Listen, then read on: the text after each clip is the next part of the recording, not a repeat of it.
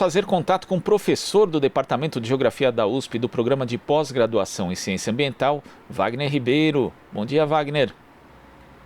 Bom dia, Glauco. Bom dia quem nos acompanha.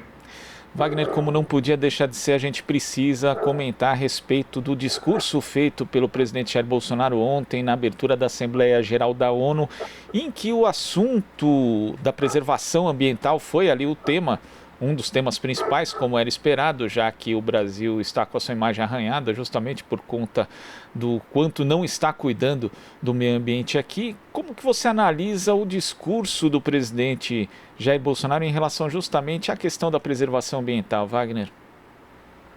Eu diria que o presidente se comportou como um difusor de fake news, né? Infelizmente. E é, inclusive, muito ruim para a imagem do Brasil, né? Porque nós estamos falando de uma situação que é objetivamente demonstrável, né, Glauco? Nós não estamos falando de uma situação hipotética ou ideológica. Nós estamos falando de uma situação que é constatada por uma instituição de qualidade como é o INPE, mas também por uma instituição internacional como é a NASA, onde foi constatado de fato um enorme aumento do desmatamento, inclusive em áreas diferentes do que ele falou, que são os caboclos e povos originários, em áreas de grandes propriedades, né? Nós estamos falando também de incêndio, dessa vez em unidades de conservação, em ameaçando terras indígenas também. Então, lamentavelmente, né, ele traz uma informação sem base na realidade. Isso é fake news, né, lamentavelmente. E isso, do meu ponto de vista, prejudica muito a imagem internacional do Brasil. Nós estamos assistindo já pressões de diversos países aí, de investidores também, que cobram de alguma maneira, né, ações concretas. Quando ele fala, por exemplo, que teve tolerância zero com o crime ambiental, e nós assistimos os números do desmatamento desse ano, de fato outra, enfim, então ele está testando a incompetência do governo, né, a desqualificação desse governo para as questões ambientais. Porque se ele teve tolerância zero, nós verificamos o crescimento vertiginoso, né, que tivemos esse ano, não apenas na Amazônia, mas também no Pantanal, então essa política está errada, né?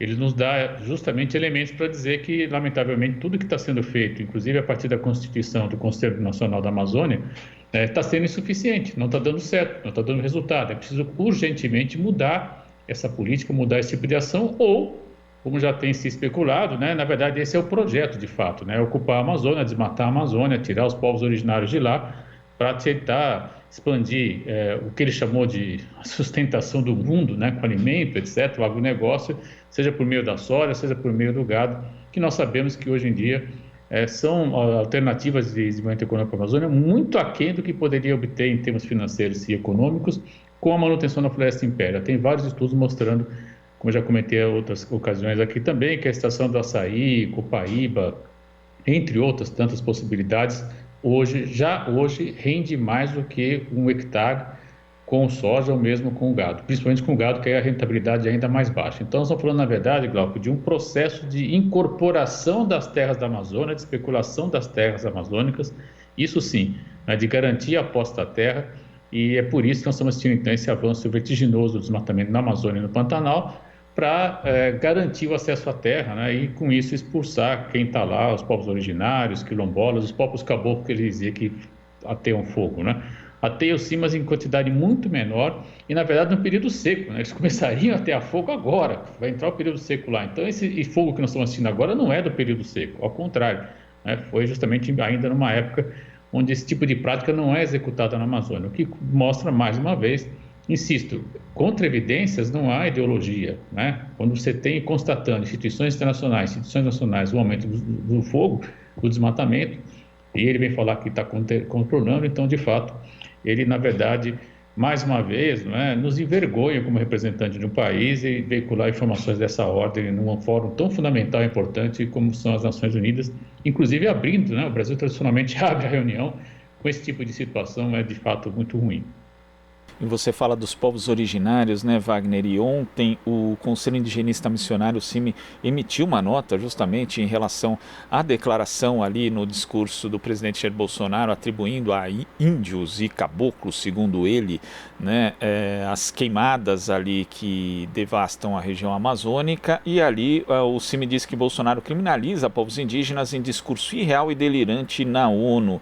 e diz o seguinte, um trecho aqui, Wagner: de todas as inverdades, essa demonstra a má fé, o preconceito e a irresponsabilidade do presidente do Brasil perante outras nações, o que coloca o nosso país em situação constrangedora perante a opinião pública nacional e internacional. E é importante ressaltar, Wagner, que os índios, justamente, as comunidades indígenas, elas constituem ali espaço de preservação da floresta e não o contrário, né? Inclusive, quando a gente analisa ali as unidades de conservação, as terras indígenas, elas são menos afetadas, embora tenha aumentado a devastação também por conta de invasores de terra, de empreendimentos econômicos, muitos deles ilegais, né? A maioria, na verdade, ilegais ali, que são feitos em território indígena. E, na verdade, o que o presidente Bolsonaro falou é justamente o contrário. As comunidades indígenas, os povos originários, eles contribuem para a preservação da floresta e não o contrário. Exatamente, Glauco. Essa nota do CIMI, eu também tomei conhecimento, é uma nota muito precisa, né? Dá para assinar embaixo tranquilamente, um documento claro, né? Que traz a discussão real e verdadeira, que é, na verdade, a expansão do desmatamento a partir da apropriação, do processo de apropriação de terras na Amazônia, é disso que vocês estão falando, né? E, infelizmente, esse governo parece apoiar esse tipo de ação, né?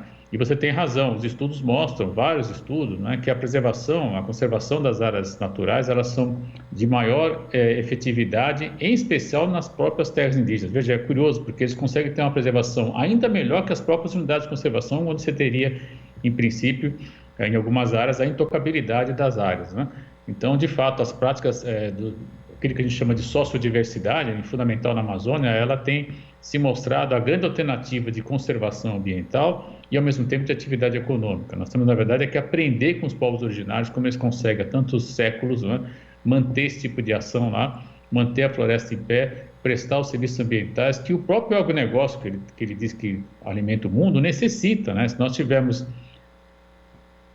na verdade, aquilo que alguns pesquisadores chamam de ponto de não retorno, nós vamos ter, na verdade, a diminuição dos serviços ambientais, a diminuição da chuva, como já está ocorrendo, ao que tudo indica, enfim, precisa ter um pouco mais de estudo sobre isso, e ao final vamos ter, na verdade, menos água para a própria prática agrícola, inclusive aqui do Sudeste também. Preciso sempre insistir nisso, né? Nós já sabemos e falamos com muita frequência todo o percurso que essas águas fazem, vindo da Amazônia, chegando até o sul do país, em alguns casos, até a Argentina, etc.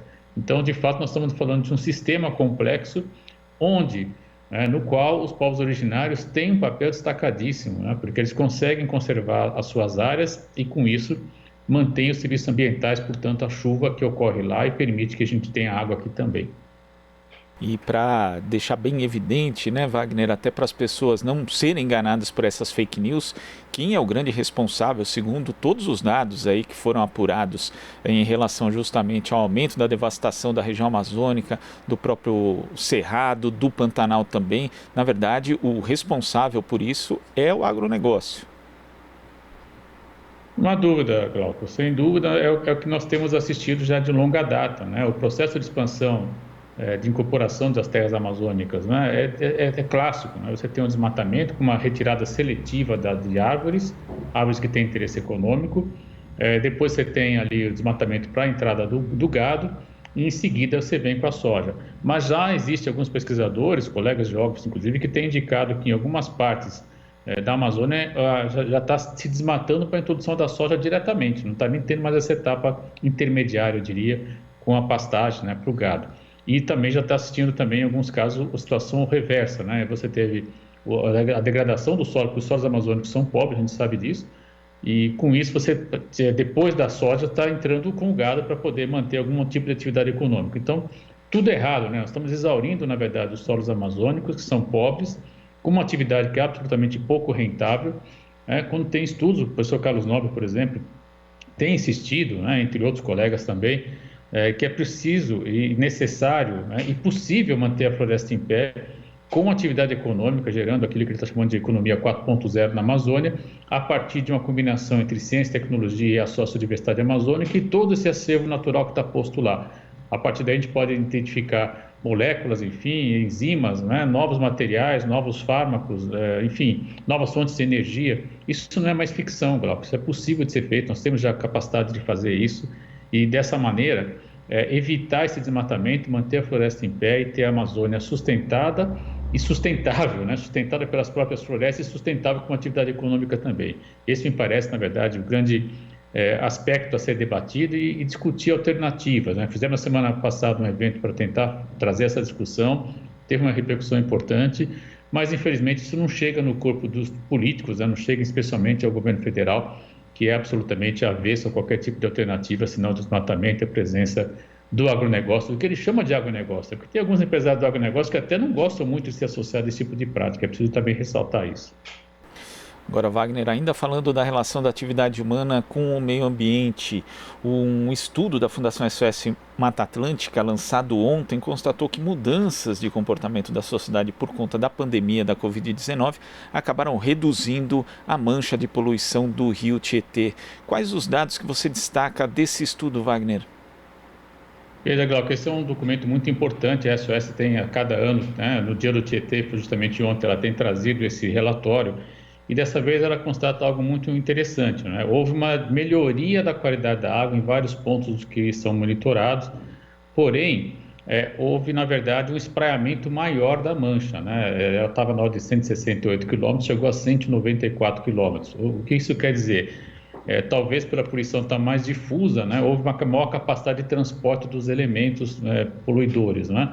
Então, é muito curioso, porque na região da Grande São Paulo, onde a gente vive, por exemplo, houve uma diminuição, certamente associada à diminuição de veículos, né? Então você tem aí menos fuligem, né? Menos, enfim, aquela poeira que sai dos pneus, menos resíduos, as pessoas ficaram mais em casa, então houve uma melhoria pontual.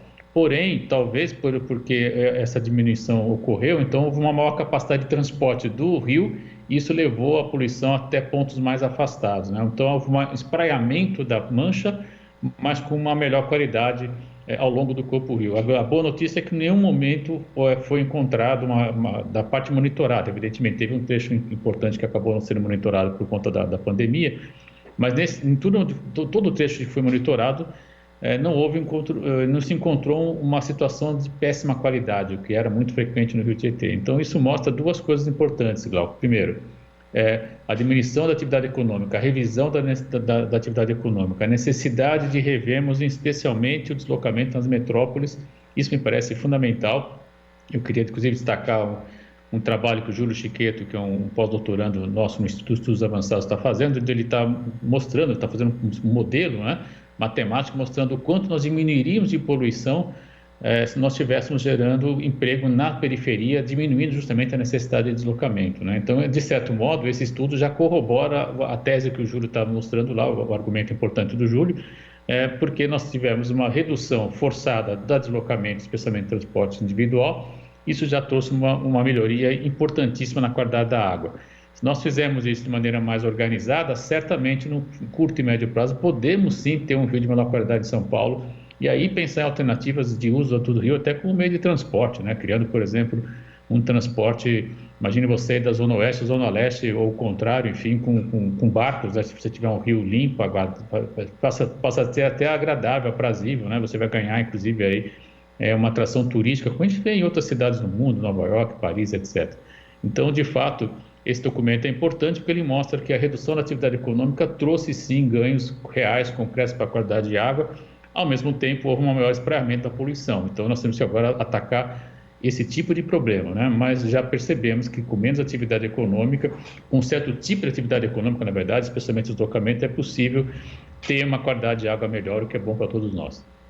A gente já tem provas mais que evidentes do que fazer para melhorar a qualidade da água e do ar, mas agora precisa fazer, né, Wagner? Essa é a segunda etapa importante, né? E afrontar interesses econômicos, especialmente do setor de produção de automóveis, de combustíveis, enfim, é uma batalha bastante dura, né? Mesmo o transporte por ônibus, a gente sabe que os contratos, né, eles são montados de maneira que levam a transportes de má qualidade, com gente apinhada, enfim, tudo isso tem que ser revisto. E já existem hoje estudos que mostram que dá para fazer diferente, sim, né? O próprio trabalho do Júlio Chiqueto já indica caminhos, indica pistas importantes. Tá certo, Wagner. Muito obrigado pela sua participação aqui no Jornal Brasil Atual e até a próxima. Até a próxima, Gal. Conversamos aqui com o professor do Departamento de Geografia da USP, do Programa de Pós-Graduação em Ciência Ambiental, Wagner Ribeiro. Você está ouvindo Jornal Brasil Atual. As notícias que os outros não dão.